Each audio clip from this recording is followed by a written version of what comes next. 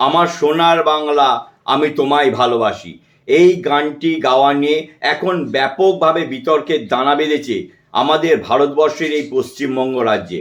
এখানে দেখা যাচ্ছে প্রতিনিয়ত রাজনৈতিক মুনাফা লাভের জন্যে কিছু রাজনৈতিক সংগঠন তারা বাঙালিয়ানা সুড়সুড়ি দিয়ে এবং কেন্দ্রীয় সরকারকে বাঙালি বিদ্বেষী দেখানোর মনোভাব নিয়ে আজকে বিতর্কের দানা বাঁধাচ্ছে।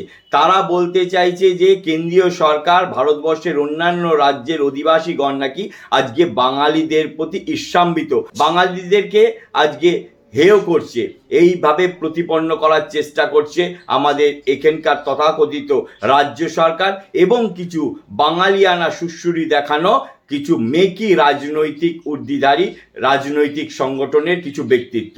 সেই কারণে এই গান বা তার বিষয় সম্পর্কে কিছু বিশ্লেষণের জন্য আপনাদের সামনে উপস্থিত হয়েছি।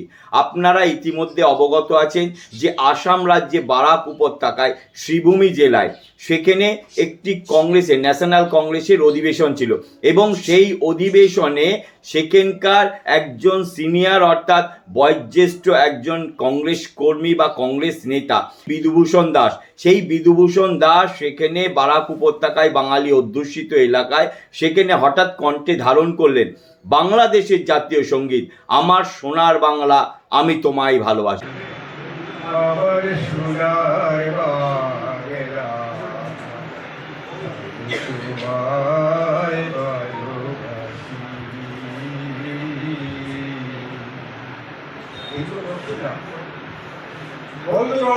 অর্থাৎ এর মধ্য দিয়েই তিনি বাঙালিয়ানা সুড়সুড়ি দেখাতে চাইলেন, কিন্তু এটি সম্পূর্ণরূপে জাতি বা ভারত বিদ্বেষী মনোভাব গড়ে তোলার জন্য এইরকম পরিকল্পনাভাবে গড়ে তোলা হয়েছিল এর স্ক্রিপ্ট। সেই কারণেই তো আমরা দেখছি কংগ্রেস অধিবেশনে যেখানে ভারতবর্ষের জাতীয় স্তোত্র বা জাতীয় সঙ্গীত সর্বপ্রথম সূচনা লগ্নে কণ্ঠে ধারণ করা উচিত ছিল, সেটি না করে এখানকার ভারত বিদ্বেষী মনোভাব গড়ে তোলার জন্য এবং ভারত এবং বাংলাদেশ এই যে পৃথকীকরণ, সেই পৃথকীকরণ যাতে ভারতবর্ষের একটা বৃহৎ অংশ বাংলাদেশের অঙ্গীভূত হয়, সেই কারণেই ন্যাশনাল কংগ্রেস বা বিরোধী তৃণমূল কংগ্রেস সহ এরকম কিছু রাজনৈতিক দলের প্রচেষ্টা এবং সেই কারণেই সেই প্রচেষ্টার লক্ষ্য নিয়েই যে গ্রেটার বাংলাদেশ পরিকল্পনার সেই পরিকল্পনার যেন সুপ্ত বাস্তবায়ন রূপ দেখাতে চাইলেন বিধুভূষণ দাস মহাশয়। তিনি বারাক উপত্যকায় শ্রীভূমি জেলায়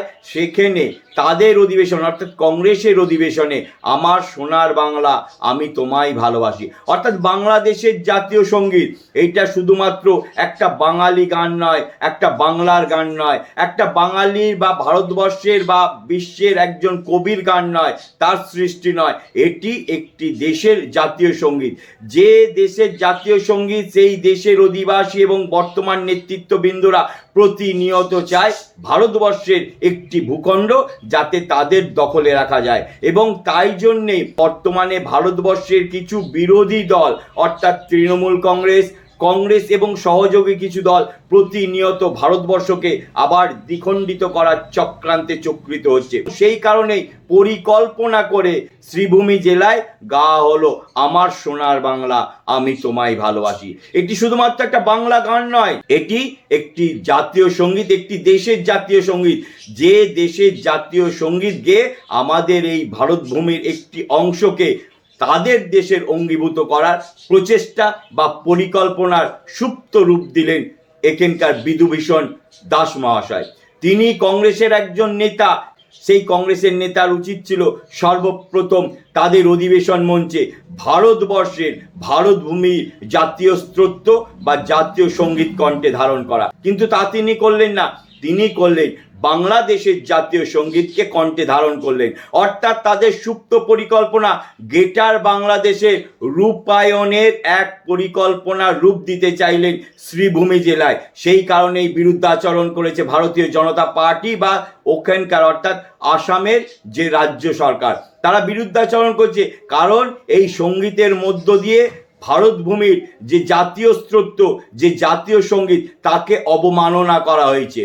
যদি ভারতবর্ষের জাতীয় সঙ্গীত বা জাতীয় স্তোত্র কণ্ঠে ধারণ করার পরে এই গান গাওয়া হতো, তাহলে কিন্তু ভারতবর্ষের অসম উপত্যকায় শ্রীভূমি জেলায় কখনোই নিষেধাজ্ঞা জারি হতো না, আমার সোনার বাংলা আমি তোমায় ভালোবাসি। কিন্তু আজকে দেখা যাচ্ছে কিছু তথাকথিত বাঙালিয়ানার উর্দি পরা, বাঙালিয়ানা সুশ্রুরি দেখানো মেকি উর্দিধারী রাজনৈতিক সংগঠন, মেকি বাঙালি হিতাকাঙ্ক্ষী কিছু ব্যক্তি আজকে আমার সোনার বাংলা আমি তোমায় ভালোবাসি এই গানটি নিষেধাজ্ঞা জারি হওয়ার পরে শুধুমাত্র বাঙালিয়ানাকে সুশ্রুরি দেওয়ার জন্যে আজকে তারা বলছে যে দেখুন কিভাবে বাঙালি বিদ্বেষী মনোভাব গড়ে তুলছে কেন্দ্রীয় সরকার বা ভারতীয় জনতা পার্টির নেতৃত্বাধীন সরকার।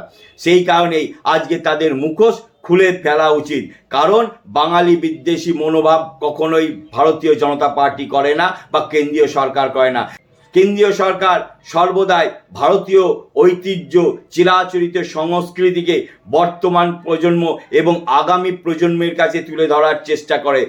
কেন্দ্রীয় সরকারই বর্তমানে একমাত্র প্রাচীন কৃষ্টি ঐতিহ্য এবং সংস্কৃতির ধারক এবং বাহক।